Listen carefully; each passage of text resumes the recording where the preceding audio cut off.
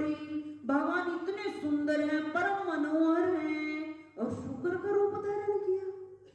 तब मैत्रेय जी महाराज ने संपूर्ण कथा को सुनाया।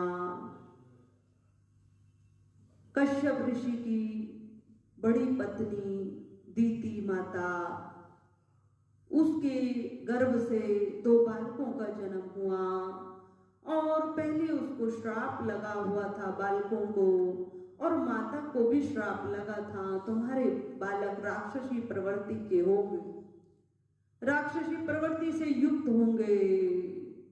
इस प्रकार जय और विजय भगवान के पार्षद, जिनको सनत कुमारों ने श्राप दिया था, वही दीति के गर्भ में आए। दीति के गर्भ में आए हैं तो भगवान के पार्षद है ना, सत्कर्म तो किया है ना। भले ही उनको श्राप लगा है, पर वो भगवान के समीप रहने वाले शुद्ध सात्विक सज्जन हैं, और बुद्धि में विवेक की कमी के कारण उन्होंने सनत कुमारों का अपमान किया, तो उन्हें श्राप लगा तो वही दीति के गर्भ में आए हैं। दीति के गर्भ में आए हिरण्याक्ष और हिरण्यकश्यप, उनका नाम पड़ा है, जन्म लिया है, नाम उनका हिरण्याक्ष और हिरण्यकश्यप हुआ। और आप सब जानते हिरण्याक्ष अति बलशाली था, बहुत उसकी भुजाओं में बल था। क्यों? क्योंकि सनत कुमारों ने कहा था भले ही ये राक्षस होंगे, पर ये अति बलशाली होंगे, अति बलशाली होंगे, इनका वध करने के लिए भी भगवान को धरती पर आना पड़ेगा, इतने बलशाली होंगे। तब हिरण्याक्ष राक्षसी प्रवृत्ति, तमोगुण प्रधान, बाहुबल बहुत, तब सोचा इस पृथ्वी पर जितने बलशाली हैं उनको तो मैं मार ही सकता हूं। विचार किया क्यों ना मैं इस संपूर्ण पृथ्वी को ही अपनी भुजाओं पे उठा लेता हूं। पृथ्वी को उठाया और खेल ही खेल में समुद्र में डाल दिया, समुद्र में डाला। अब ये पृथ्वी भी भगवान नारायण की अर्धांगिनी है। पृथ्वी माता भगवान की अर्धांगिनी है। जैसे ही माँ ने ईश्वर का ध्यान किया और भगवान ने पृथ्वी को पूरा डूबने भी नहीं दिया, वराह रूप धारण किया और अपने दांतों पर पृथ्वी को लेकर ऊपर आने लगे। इधर भगवान तो पृथ्वी की रक्षा करते ही रहते, पृथ्वी को पुनः स्थापित करते, पुनः हिरण्याक्ष डालता, पुनः स्थापित करते, परंतु भगवान को उसका वध भी तो करना है ना। तो लीला क्या हुई? देखो, प्राचीन काल के समय में भी ऐसी शक्तियां होती थी, ऐसे यंत्र होते थे जिससे वायु में मनुष्य उड़ते थे, वायु में उड़ते थे। तो हिरण्याक्ष वायु में उड़ रहा था, पृथ्वी का जीव है, पृथ्वी पर मनुष्य रूप में आया, पर वो उड़ रहा है आकाश में। और इधर नारद जी आ रहे हैं वीणा बजाते हुए, भगवान का मधुर गान करते। तब हिरण्याक्ष ने कहा, हे नारद, तुम्हें कुछ इस गाने बजाने के अलावा कुछ आता है क्या? चलो आज युद्ध करते। तुम्हें थोड़ा सा तो युद्ध करना आता होगा ना, मैं भी तो देखूं तुम्हारी भुजाओं में कितना बल है। हे नारद, गाना और बजाना आता, चलो युद्ध करते। अब नारद जी ने कहा, देखो, युद्ध तो बराबरी में होना चाहिए, मैं तुम्हारे बराबर का कहाँ हूं? हाँ, इतना अवश्य एक को जानता हूं जो तुम्हारी बराबर का, जैसी तुम्हारी बाजू में बाहुबल है ऐसी उसकी बाजू में बाहुबल है, वह महान योद्धा है। और प्रशंसा भगवान नारद जी ने की। तब उत्कंठा बढ़ी, वो कहां पर है योद्धा, मुझे बताओ। हिरण्याक्ष ने कहा, नारद जी ने कहा, वे योद्धा जिस भूमि को तुमने पृथ्वी को जिस समुद्र में फेंका है, वो वराह रूप में योद्धा है और उसको लेकर आ रहा है, बाहर आ रहा। तुम जाओ जल्दी से और उस योद्धा को पकड़ो, वे तुम्हारे मुकाबले का है, उससे युद्ध करो। नारद जी ने जैसे ही कहा और ये हिरण्याक्ष दौड़ता हुआ समुद्र के पास आया, और जैसे ही देखा समुद्र में से भगवान वराह रूप में अपने दोनों दांतों पर पृथ्वी को लिए बाहर आ रहे थे, तो वहां पर युद्ध करने लगा, युद्ध के लिए ललकारा। तुम कौन हो? मेरे कार्य में तुमने विघ्न डाला। इसी को देखकर क्रोध आया हिरण्याक्ष को, और भगवान ने ललकारा उसने, और वहां पर युद्ध हुआ, बाहुबल युद्ध हुआ, बहुत युद्ध हुआ। देखते रहे भगवान भी, और अंत में भगवान ने अपनी गदा का प्रहार जब किया, गधा के प्रहार को सहन नहीं कर सका, पृथ्वी पर गिर गया, सिर अलग हो गया और धड़ अलग हो गया। बोलिए वराह भगवान की जय। तो अब ये बताइए, ये भगवान ने अवतार लिया वराह का, शुक्र का, क्या अपनी इच्छा से लिया? अपनी इच्छा से लिया।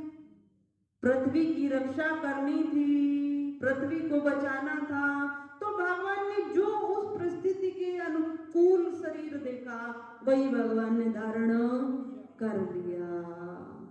इस प्रकार भगवान ने हिरण्याक्ष का उद्धार किया। उसी प्रकार मैत्रेय मुनि से फिर से विदुर जी कहते, नरसिंह कैसे धारण किया? नरसिंह शरीर को न सिंह का था न मनुष्य का था। तो मैत्रेय मुनि जी महाराज ने नरसिंह भगवान की कथा को कहा है, भगवान ने कैसे नरसिंह अवतार धारण किया, संपूर्ण कथा को कहा।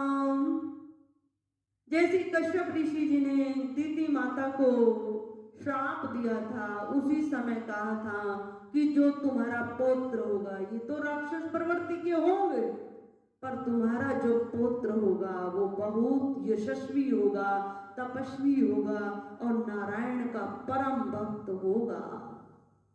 समय बढ़ा, हिरण्याक्ष को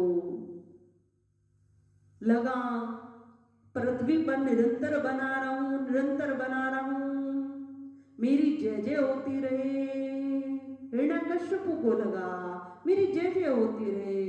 इस जय के कारण अभिमान, देखो एक बार किसी को सम्मान का यदि महत्व लगने लगे, मेरा सम्मान हो जाए, मेरा सम्मान मुझे हो, जहां मैं जाऊं बस मेरा सम्मान हो, मेरी जय जयकार हो, मेरी जय जयकार हो, और ये अच्छा लगने लगे, तो समझना अभिमान बहुत बढ़ रहा है, बहुत बढ़ रहा है।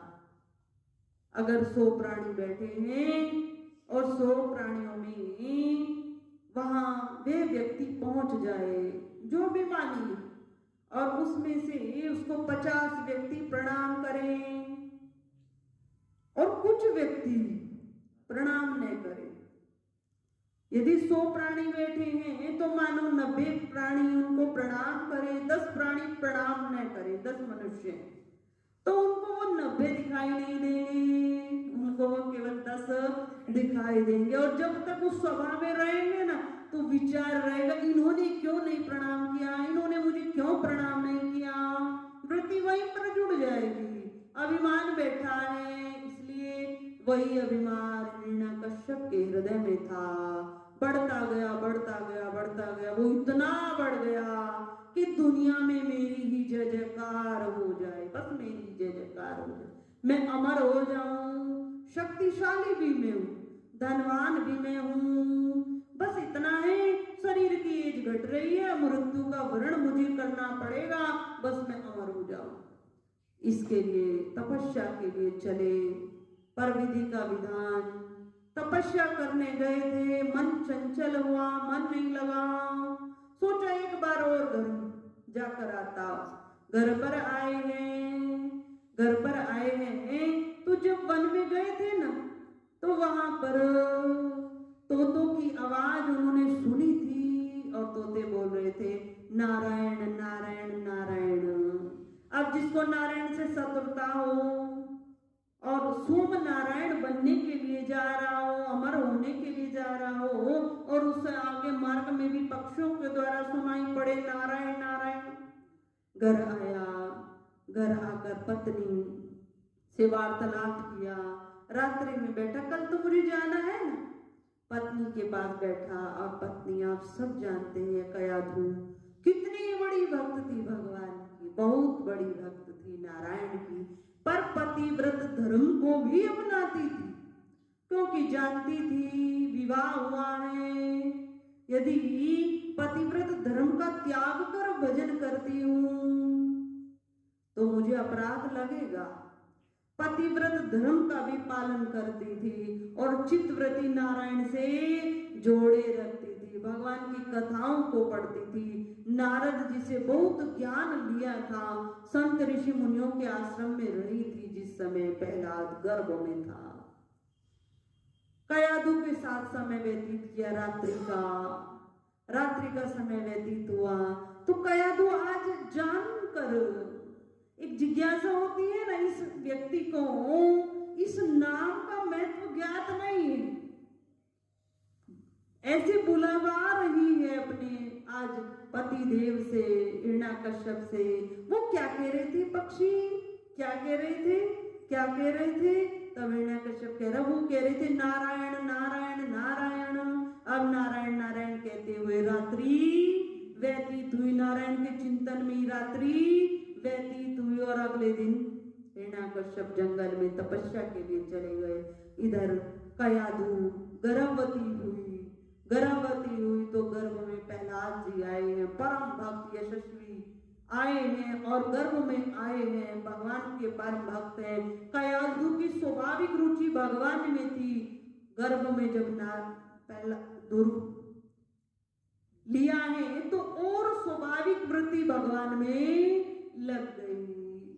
जैसे ही जंगल का वास हिरण्याकश्यप ने लिया, वैसे ही कयाधु ने ऋषियों का संग किया, संतों की वाणी को सुना, कथाओं को सुना, नारद जी से ज्ञान को लिया। ध्रुव पहले ही भगवान के भक्त हैं और ग्रंथों को बड़ा ज्ञान लिया। तो जिस समय माता गर्भवती होती है और वो जिस प्रकार का आचार विचार रहन सहन रखती है, उसका प्रभाव तत्काल शिशु पर तत्काल पड़ता।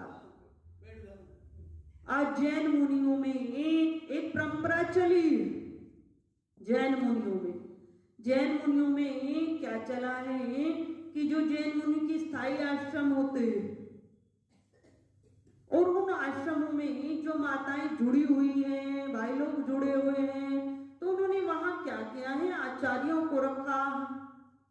अब जो माता गर्भवती होती है तो वो वहां 2 घंटे की क्लास लेती है, 2 घंटे वहां जाती है और वहां क्या किया जाता है, बहुत सुंदर ब्लैक बोर्ड लगा है, उस पर नियम पढ़ाए जाते हैं। हम सबका जीवन कैसा होना चाहिए, हम सबको जीवन पाकर क्या करना चाहिए, किन वस्तुओं का त्याग करना चाहिए, वहां ग्रंथों की चर्चा होती है। जो मानव की शैली है, जिससे जीवन सुंदर बन जाए, उस प्रकार की विद्या का ज्ञान वहां दिया जाता है। क्यों? क्योंकि गर्भवती महिला ही वहां जाती है कि मैं सुन रही हूं ना, मैं श्वास ले रही हूं ना, इसी श्वास में से मेरा शिशु श्वास ले रहा है, इसी श्वास में से जो हम ले रहे हैं। यदि हम राम राम कहते हुए श्वास ले रहे हैं, इसी श्वास में से शिशु का भी श्वास जा रहा है। हम जो भोजन ले रहे हैं वही भोजन वहां भी जा रहा है, उसी का रस बनकर वहां जा रहा। तीखा खा रहे हैं तो तीखा ही जा रहा, मीठा खा रहे हैं तो मीठा ही रस बनकर जा रहा। तो जो माता कर्म करती है जिस प्रकार के, वही शिशु में आते हैं, वही संस्कार पढ़ते हैं। तो ये जैन मुनियों में न्यू है, चल रहा है। तो कहने का भाव, कयाधु माता ने बहुत भजन किया, समय पर प्रहलाद का जन्म हुआ और जन्म होने के पश्चात एक बालक जन्म ले और जन्म से ही उसकी स्वाभाविक जो दृष्टि है, स्वाभाविक प्रवृत्ति है, वो ईश्वर से जुड़ गई। स्वाभाविक भगवान से उसको प्रेम है, नारायण नारायण का जप करता है। बहुत सुंदर बालक प्रहलाद है और प्रहलाद नारायण का कीर्तन करता है। और पिता गए हैं अमर पद प्राप्त करने, पिता अमर प्राप्त करने गए, जिससे नारायण की बराबरी कर मैं हो जाऊं। और पुत्र यहाँ नारायण नारायण का भक्त है, नारायण पुकारता है। आप सब कथा बहुत बड़ी है, बहुत बार आपने सुनी है। दुर्गों में और प्रहलाद में हमें कोई अंतर नजर नहीं आता, इसलिए प्रहलाद का नाम जहां आता है कई बार वहां दुर्ग का नाम आ जाता है, और जहां दुर्ग की चर्चा होती है वहां कई बार प्रहलाद नजर आ जाता है। तो क्योंकि दोनों बालक हैं, दोनों बालक अवस्था है, और दोनों ही नारायण के परम भक्त हैं। इस प्रकार बहुत कष्ट प्रहलाद को दिए गए, बहुत कष्ट दिए गए, पर जिसकी स्वाभाविक रुचि भगवान में है, और एक बालक जब भगवान का भजन करता, एक एज ऐसी होती तो भगवान अति शीघ्र मिल जाते। बाल्य अवस्था में यदि बाल्यावस्था में कोई भजन करता है तो भगवान को बहुत प्यारा लगता है, बहुत प्यारा लगता है, बहुत प्यारा लगता है।